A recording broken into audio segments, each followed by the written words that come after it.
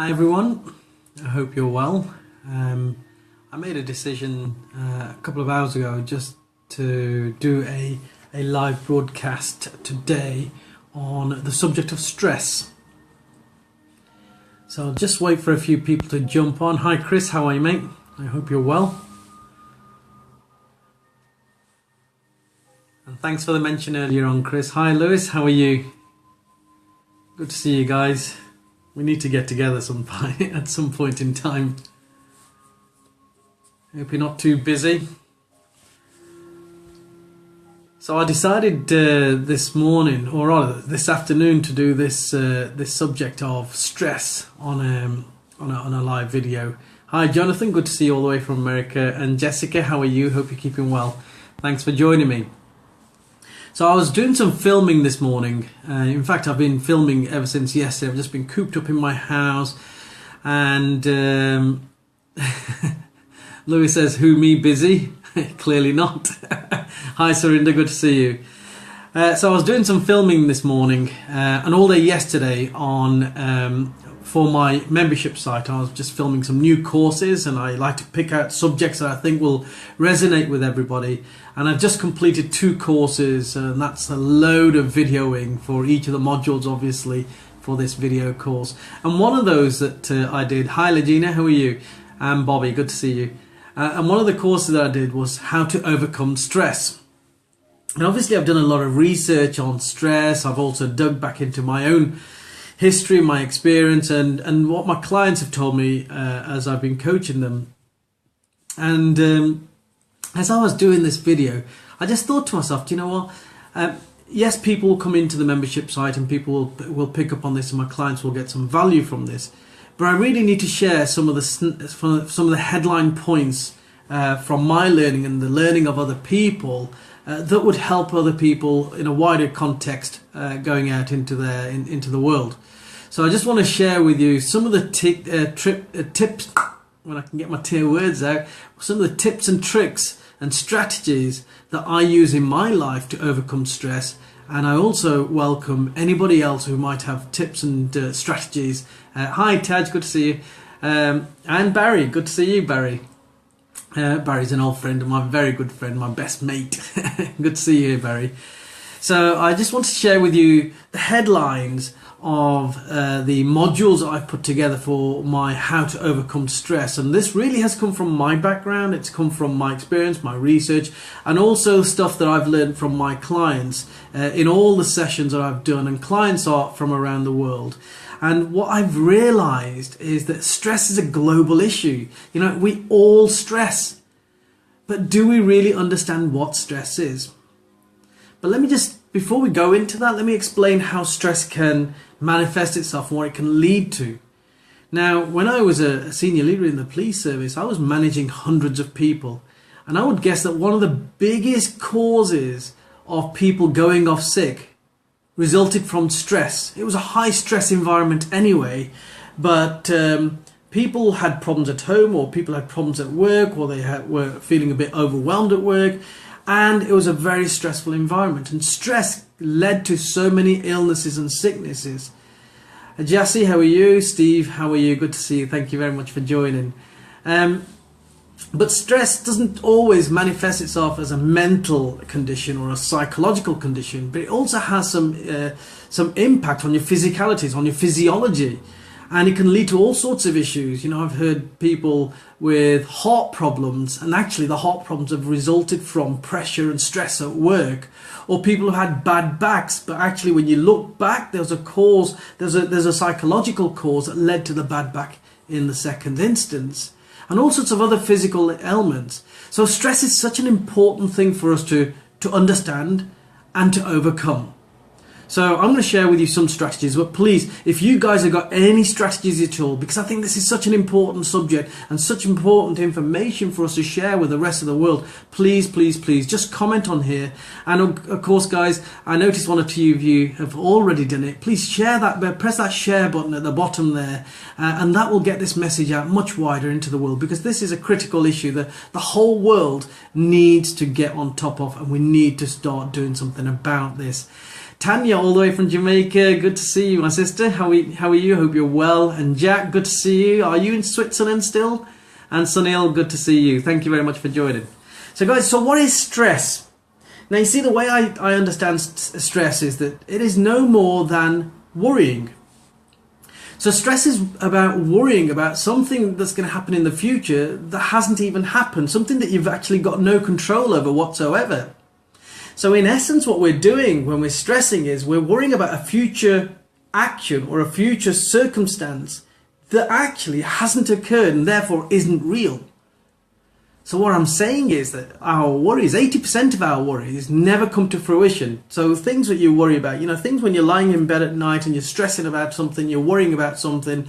It could be your work, it could be your finances, it could be your relationships, it could be something even simpler than that. But we stress about the craziest of things, don't we?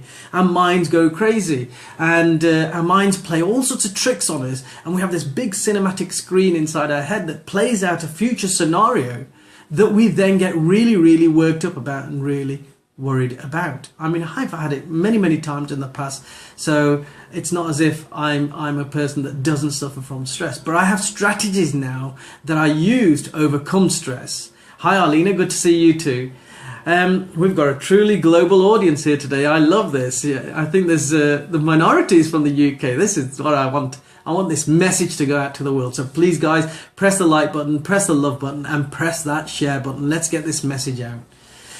So, stress. For me, it means worrying. Worrying for me means thinking about a future circumstance or a future situation that might occur, but never really occurs. In 80% of the cases out there, things that you worry about don't even happen. So you've just expended all that energy on yourself, worrying and frantically worrying and stressing about something that never really happens. But here's the other thing.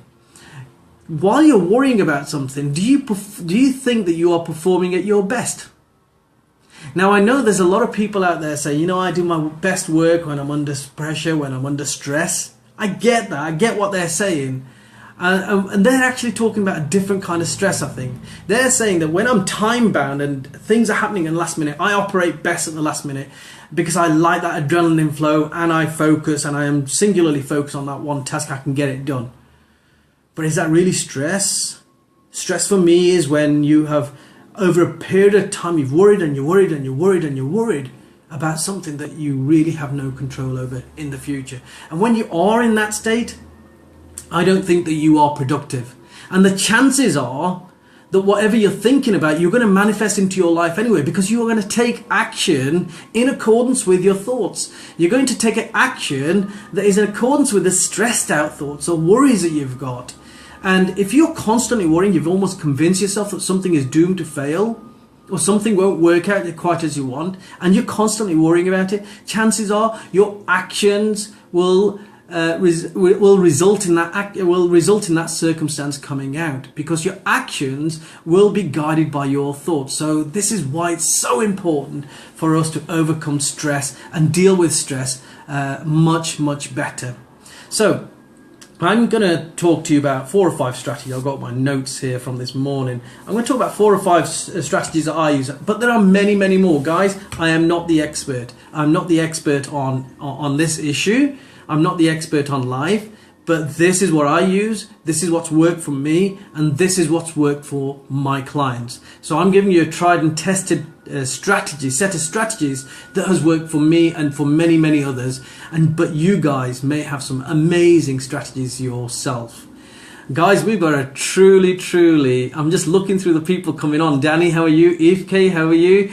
We've got a truly global audience here. We've got about 6 or 7 countries represented here. This is amazing. I love it. At 4 p.m. on UK time, when most people are still at work on a Friday.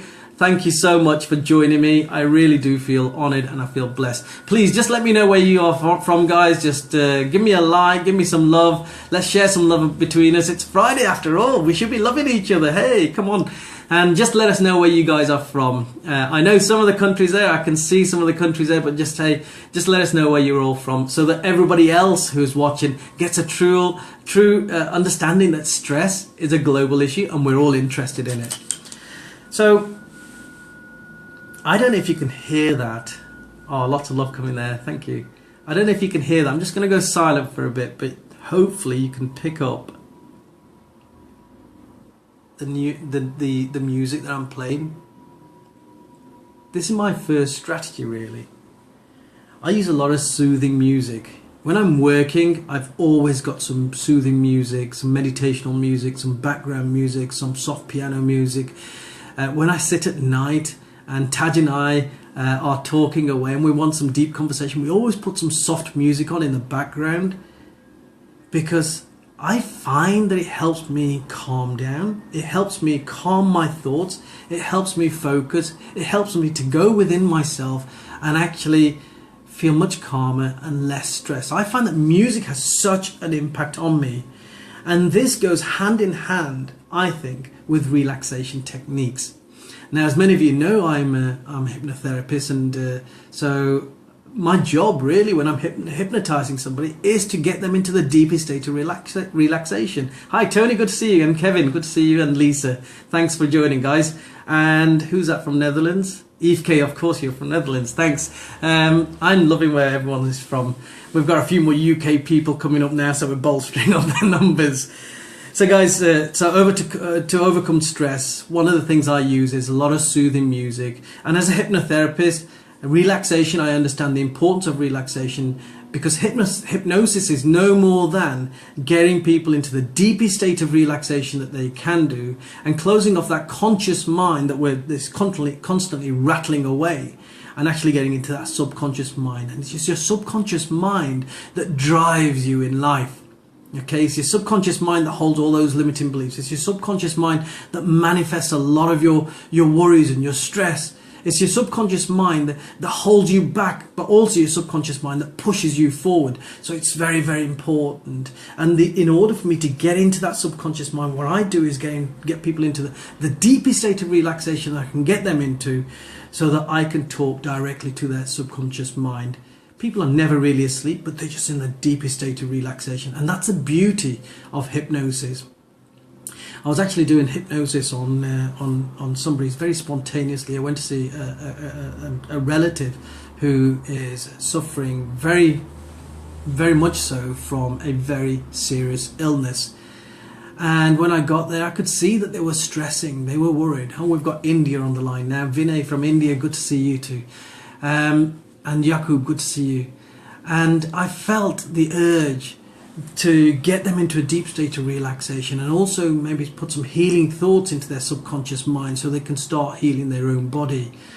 And after I'd done 30-40 minutes of hypnotherapy on this person, she said to me, she said, thank you so much, you're so grateful. And she said, you know what, I haven't been that relaxed for so many months.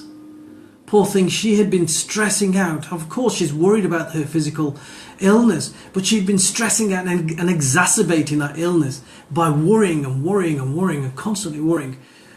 But I'm going to go down to London again to go and see her, and I'm going to do exactly the same. In fact, I'm going to try and do it longer. I'm going to try and get into that deeper state of relaxation, because I understand that relaxing is so critical to overcoming stress. So whatever you do, guys, to learn how to relax, do it.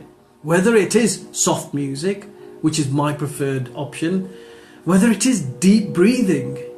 Did you know if you can take 3 or 4 deep breaths, in through the nose and out through the mouth, nice and slow, just 3 or 4 can have an amazing impact on your body.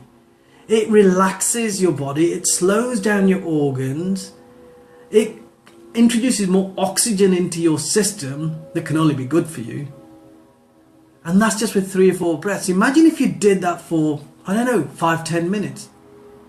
Meditation. I meditate on a regular basis. What is meditation? Meditation is about closing down that active conscious mind that we're in all the time. That part of the mind that is constantly worrying, constantly racing around and presenting all these worries and priorities inside your head. It's constantly there. So meditation is just about slowing things down. I meditate, as you know, 10 minutes every morning, and then I meditate at night time as well. It is so, so important just to relax your body. I don't care what your technique is. You can meditate, you can listen to soft music. Hi Kelly, good to see you. And Sangeeta, thanks for joining us. Natasha, great to see you guys on a Friday afternoon, and people from around the world. Thank you so much for taking out time from your busy schedules to join us. But this is an important subject: stress. Stress stops us doing so much, and stress makes us do things that we shouldn't do. You know, I have people who I work with in business, and they're stressed about their business. They're stressed that they're not making the results that they're not seeing the results that they want to get. They're stressed about being overwhelmed with all the stuff that comes into them. You know, all the stuff they need to learn, the technology, the various processes, understanding funnels and understanding business structures, all this kind of stuff. And it's like a bomb that goes off inside their head, and they feel overwhelmed. And that leads to them being stressed, and stress leads to them being much, much, much less productive. So it's counterintuitive. Stress is counterintuitive. When you're thinking about worries, you're actually being counterintuitive. You're going against yourself. Hi Harvey, good to see you. So relaxation techniques, I think are so very important. But I've also mentioned feeling overwhelmed, haven't I? Sometimes your diary can be so busy, you've got so much to do, and I very often get this. You know, I've got so many conflicting priorities. I've got people around the world that I've got to connect with, and these are my clients, so I want to give them the 100% value. But then I'll suddenly get messages coming in overnight where people want a bit of my time, or the people want me to go and do some talking there, or it could be anything. You know, I get people connecting with me all the time saying, can I just have a quick Skype with you? Can we maybe collaborate on this? Can we maybe talk about this issue? I need to learn more about, and I want to help everyone, but obviously my clients have to come first. So sometimes I'm a bit overwhelmed with it all. And on the flip side, you know, today I've just been doing, today and yesterday I've been doing video courses, and lots of technology involved in that. Excuse me. Lots of technology involved in that. I've just bought a new video camera, so 2 or 3 hours yesterday was spent going through the instruction manual, which is like 90 pages long, and then trying to download software, understand the software, how to edit the videos. It's amazing when it comes together, but you have to go through the process, don't you, to learn this stuff, and that's what I had to do. So I was feeling really overwhelmed. I felt like I'd got competing priorities rushing around through my head. So what did I do? This is my second strategy. I managed my time. I understood and differentiated between what is important and what is urgent.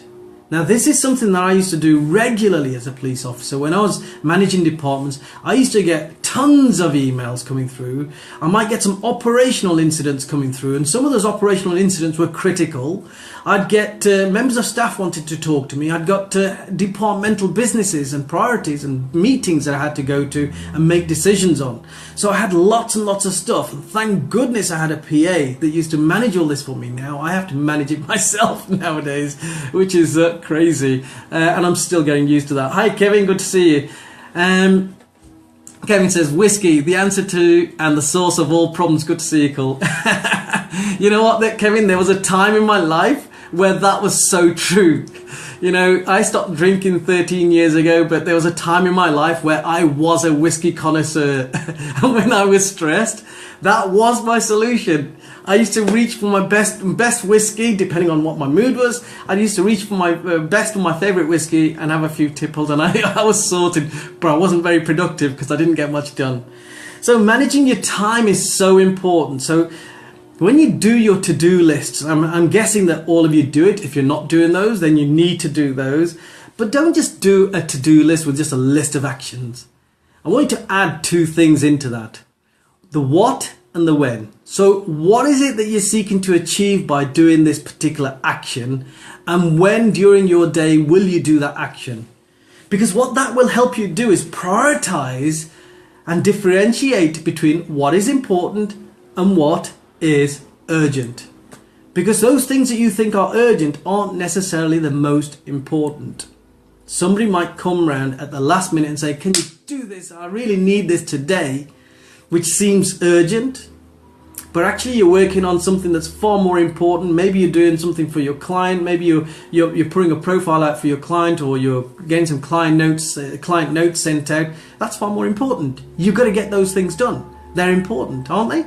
So you have to differentiate between what is important and urgent. So when you do your to-do list, guys, you need to put your what in. What is it that you're seeking to achieve from doing this action?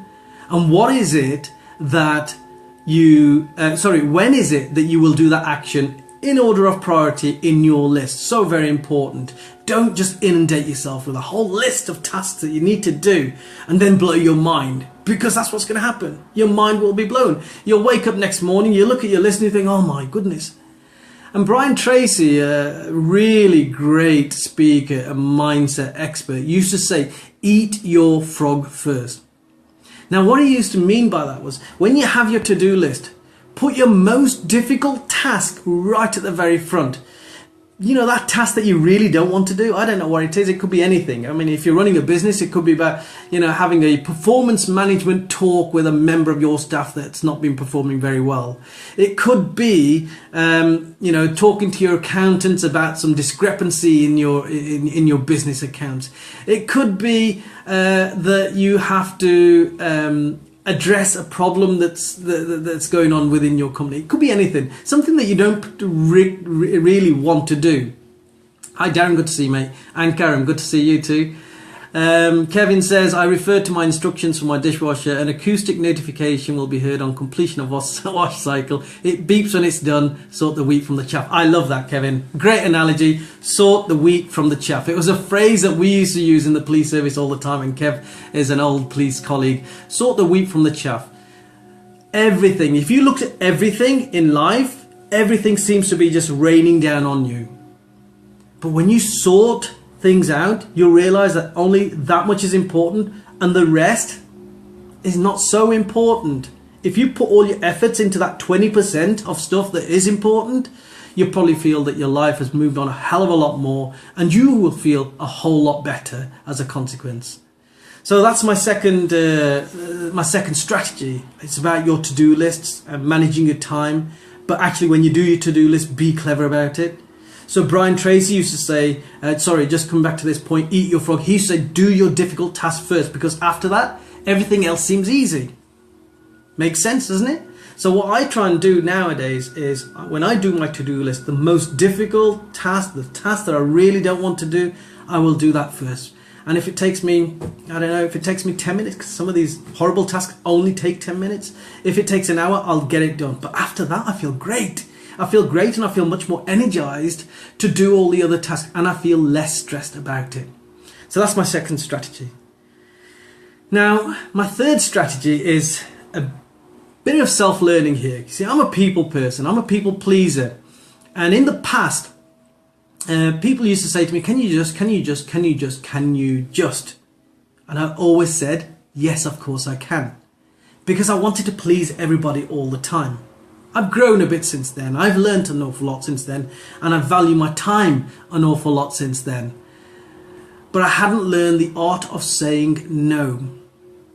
Saying no is so very important. If you have got so much going on, and yet you keep taking more work on, how well do you think you'll be doing all of your work? Chances are you won't do it well at all, will you? You won't do justice to all of your work, so all of your work at some point will be less substandard, or will become more substandard. So learn to say no. You know that you've only got so much time. Time is such a precious commodity. It is the most precious commodity that we have in life, because you know what? Money you can make again. If you lose all your money, you can make your money again. You just work harder and do something else and you can make it back. But can you ever make time back? No, of course you can't. So time is such a precious commodity. Don't waste your time on doing tasks that other people are just inundating you with. Learn to say no. I mean, you've got to say no in a nice kind of way. You could say, perhaps, rather than just say no, you could say, I'm too busy at this moment in time, but please, let's schedule a meeting in 2 days' time when I've got some time in my calendar. We can discuss this, and maybe I could help you out then. And because I found there's a lot of people in my life that used to just walk into my office and say, can you just do this now? Can you just do this now? I need your help with this and I need it done right now. And I'd respond and say, yes, of course I will. But actually, how selfish are they being? Are they thinking about the workload that you might already have on? No, I don't think they are. So you book them in to a time that suits you, into a future time. Don't just respond like that. Be kind, be generous and gentle with your time, and actually suggest to them that you can meet at a future time to discuss this, and maybe you can help them out in the future. So you're not really saying no, but you are putting them off to a time that's much more convenient to you, and that allows you to carry on with the tasks that you've got going on. Hi Casey, good to see you too. So my next one is picking off the negotiables from your plate. So on our plates we have lots and lots of stuff going on, don't we? We're very busy people. We're very, very busy in life. But everything that is on our plate, is it important? Does everything that is on our plate need to be there? Is there everything that is on your list of things that you do necessary? Do you need to do all the things that you say you are doing? Sometimes delegation is critical. Hi Gary, good to see you, mate.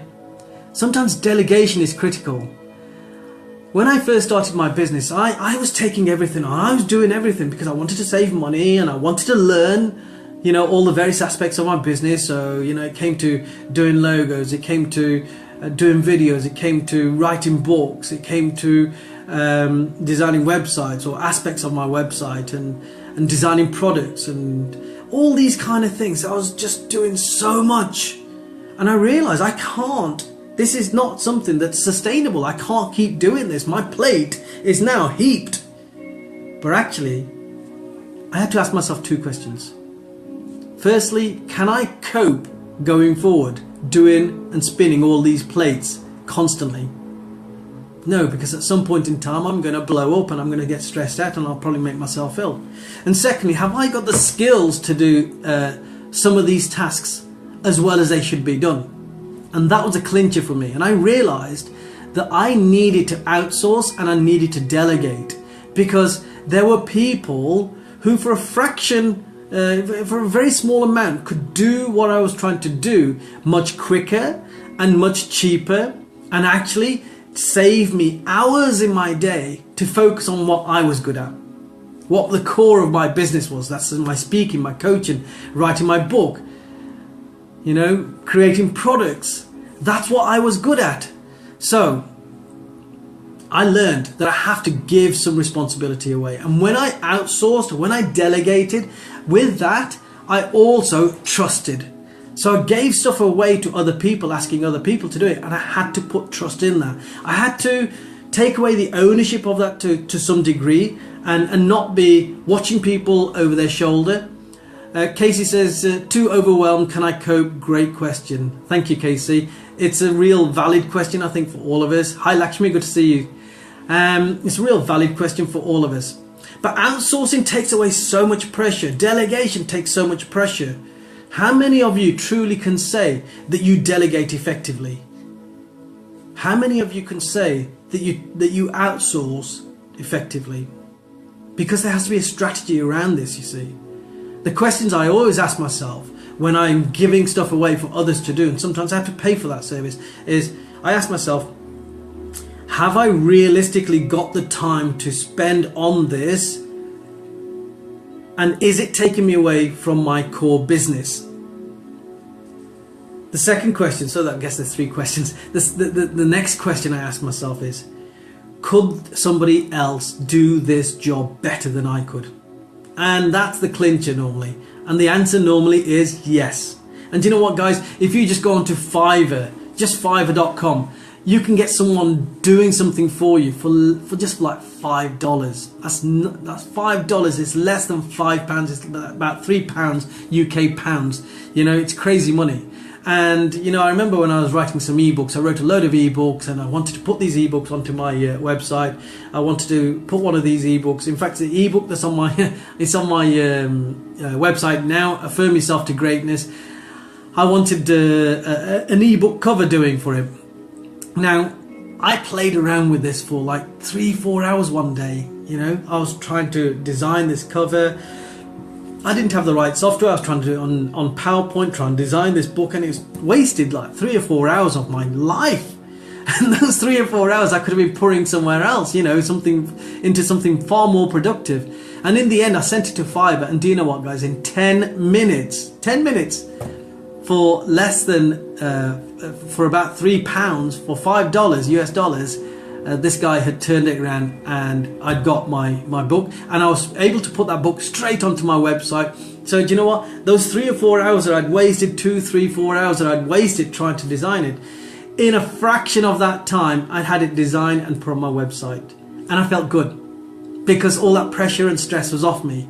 So that's another great technique and strategy that I use, and that is, I call it my negotiables on my plate. It's about finding out what is on your plate that you really need to do yourself, and what you can assign others to do, or pay others to do even. Hi, Emma, good to see you. Hi, Michelle, good to see you too.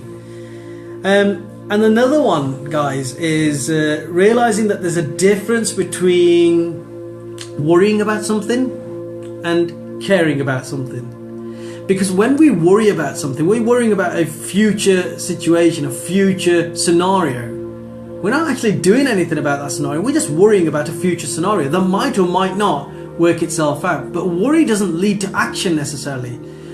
Worrying is a psychological process that we go through, but it doesn't necessarily lead to action. So I could worry about my plant in my kitchen that I haven't watered for days and days and days on end. I could worry that that plant is going to die. I actually have a beautiful peace lily that I've had for 3 years now, and she's still going strong, and I do forget to water her, but she's got used to me now and she's toughened up, I think. Hi Nazneen, good to see you. If I were to just sit there worrying about my plant, she'd never get watered, would she? Because I'd be constantly worrying about it. But if I care about my plant, then I'm going to take action as a result of the caring.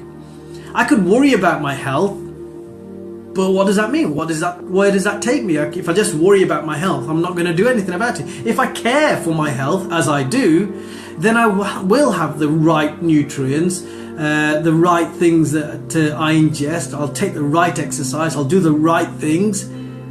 There's a difference between worrying about something and caring about something. And what I try now very hard to do is take the word worry out and replace it with the word care. Because I think that is a more powerful word. It leads to action. It leads to you actually doing something about that. Caring leads to action. Love the music, Emma. I don't know if you can actually hear the music, but I love it playing in the background. It keeps me calm. You know, it keeps me relaxed. So you'll probably see this on all my future videos. There's always some kind of music playing in the background. So guys, that's my penultimate one. You know, swap the word worrying for caring, because caring leads to action. And my final one is this, and it's probably one of my favorites. It's about embracing your mistakes, or at least don't drown yourself in perfectionism. Now, if anybody knows me from way back when, they will know that I have never been a perfectionist, you know, but I've known plenty of perfectionists in my time. And it's the perfectionists, hi Helen, good to see you. It's the perfectionists in our lives that stress so much. Now I remember, let me tell you a story about a friend of mine who really helped me out in the early days, and he was designing a logo for me, the logo that I use now actually. And he was such a perfectionist that he was having to blow this logo up and, you know, like zoom into it about 100 times or whatever, just to pick up on a couple of little areas that he simply wasn't happy with. But do you know what? When he zoomed back out and made the logo the same size, hi Dave, good to see you, there was no difference. It was not discernible to the naked eye. You'd have to get a blooming magnifying glass or a microscope, but that's the level of perfectionist he was. He was the kind of guy, and I respect him for him. He'd be the kind of guy that would look at a piece of his work and not admire its beauty, but look for its flaws. And I've never been like that. But I just think that if you are that level of perfectionist, then aren't you going to be constantly under stress, because you're going to be constantly looking for the flaws in your work and flaws in what you do. and flaws in what you produce. And if you're in that mindset, then you're actually adding a lot more stress and a lot more pressure to you unbeknowingly. And mistakes is another big one for me. I mean, who here has been through life and never made a mistake? I've made thousands of mistakes, thousands of times in my life that I've failed. And you know what? Mistakes are good. Mistakes and failures in life are what help you to grow and be the person that you are right now. If I hadn't made the mistakes that I'd made in my life, I wouldn't be sitting here right now, doing the video right now, being in the business of helping people around the world right now. I probably wouldn't be doing that because my thinking wouldn't have been at that level anymore. So mistakes for me are so precious. Hi Van, good to see you. And Gordon, good to see you too. So my thinking is at that level that you have to make mistakes in life in order for you to grow. So when you make a mistake, learn to accept it with grace. Don't stress about it. Accept it with grace. I've made so many mistakes, from the huge mistakes to tiny little ones. And I make the tiny little ones pretty much every single day, let's be honest. You know, I really do. I made loads today when I was trying to do the video. I now laugh at myself. I've learned to laugh at myself when I make mistakes, and even the big ones, I can look back on those and smile because they've taught me something. They've made me grow. They've helped me be the person that I am today. So guys, those are my strategies on how to overcome stress. I hope you've enjoyed it. Please send some love out, send some likes and some love. Press that love button, press the like button. Let's share this out into the world. There's a little share button right at the bottom, right at the very bottom of your screen.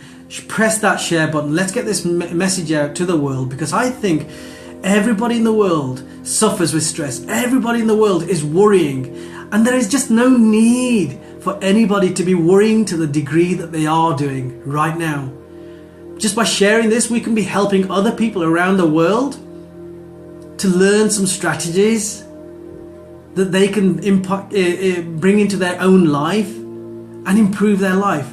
You know that I'm on a mission to change the world through the transformation of people. When I say that, I mean change the way people think around the world, because I absolutely am convinced that if we all thought that bit better around the whole world, the vast majority of the problems in the world that we have now would not exist. So my mission is a transformation through love and through peace. So please do share this message. I want to get this message out as far and wide as possible. Thank you very much for giving up for those of you in the UK, giving up your Friday afternoon. Those of you in Europe, and there's quite a few here, I noticed that you're a bit ahead of us, but thank you for giving up your Friday evening. Those of you in India, thank you for giving up your late evening. I'm really honoured to have you here. And the guys in America, you're still halfway through your day and you've given up your time, so thank you very much. Bless you, and see you guys very soon. All the very best. Bye bye now.